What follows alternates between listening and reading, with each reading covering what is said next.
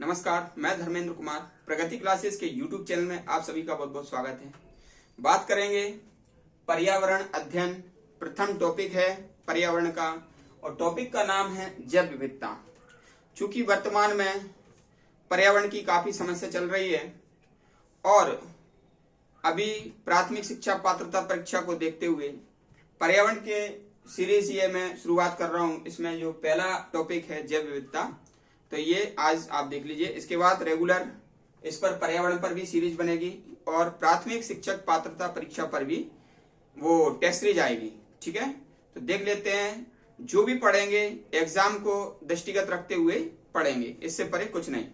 तो जैव विविधता जो शब्द है, ठीक है, जैव विविधता जैव प्लस विविधता से बना है। ठीक है, जैव और विविधता से बना है। जैव को कहते हैं वायु और विविधता को कहते हैं डाइवर्सिटी।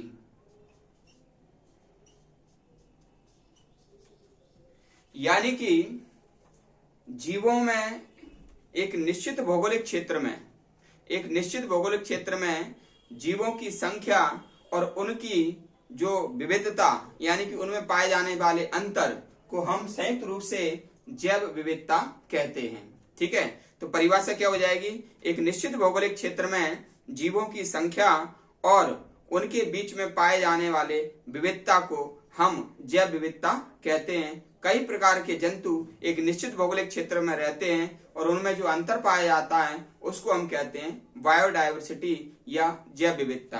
तो इसमें यूएनईपी के द्वारा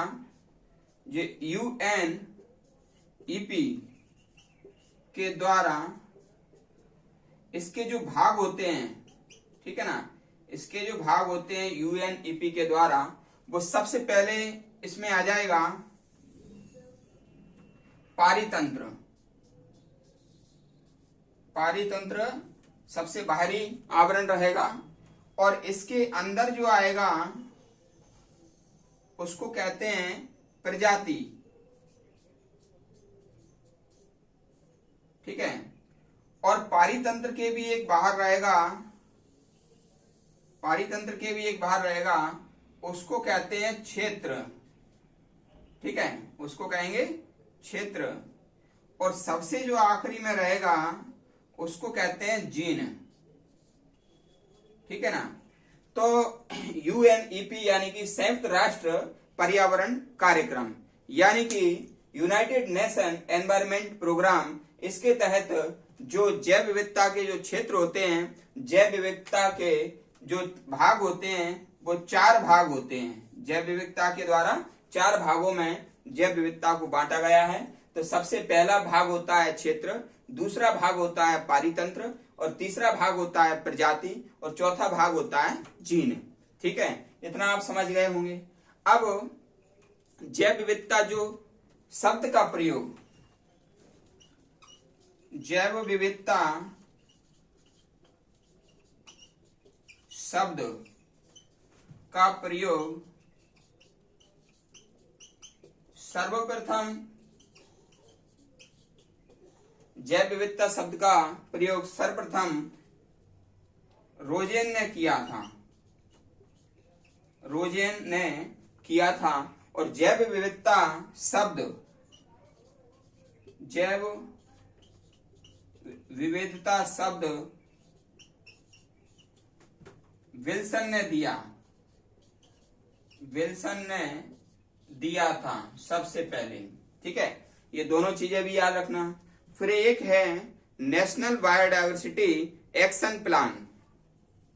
नेशनल बायोडायवर्सिटी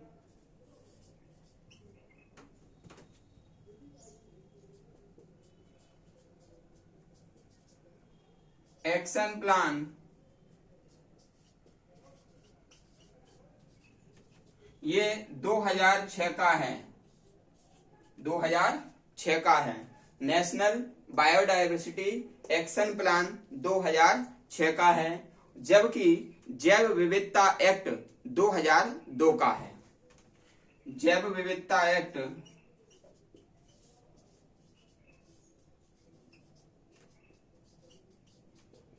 2002 का है।